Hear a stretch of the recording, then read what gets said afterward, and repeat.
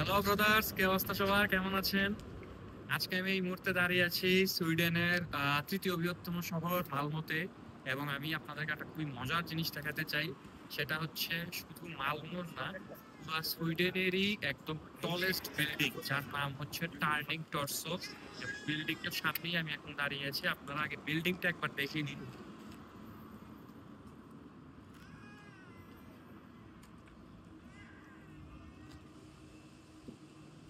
এই বিল্ডিংটা সম্পর্কে আমি আসলে আপনাদেরকে যদি একটু মজার একটা তথ্য বলি, সেটা হচ্ছে বিল্ডিংটা ডিজাইন করেছিলেন একজন স্প্যানিশ আর্কিটেক্ট, ওনার নাম হচ্ছে সান্তিয়াগো কালাত্রাভা। এবং তার নিচেরই আরেকটা ডিজাইন এরকম ছিল যেটার নাম হচ্ছে টুইস্টিং টর্সো। সেটা থেকেই তিনি অনুপ্রাণিত হয়ে আরেকটা ডিজাইন বানিয়েছিলেন টার্নিং টর্সো।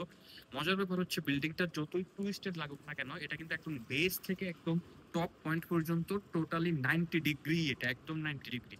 এটার টোটাল হাইট হচ্ছে 190 মিটার। এবং এটার মধ্যে ফ্লোর কয়টা আছে আপনারা বলতে পারেন? 54, 54টা ফ্লোর আছে এখানে।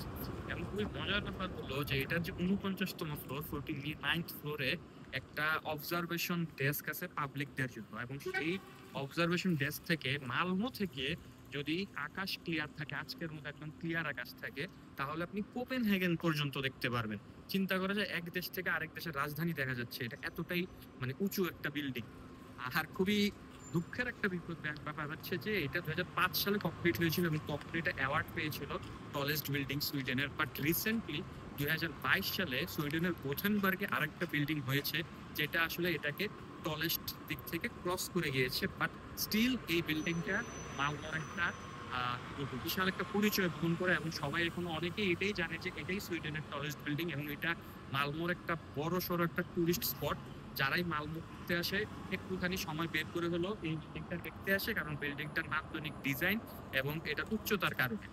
এরকম আরো মজার মজার তথ্য নিয়ে আপনাদের সামনে হাজির হব। ততক্ষণ পর্যন্ত আমাকে দেখতে থাকুন, সাথে থাকুন, পাশে থাকুন। দেখা হবে, কথা হবে। ধন্যবাদ বন্ধুরা, বাই বাই।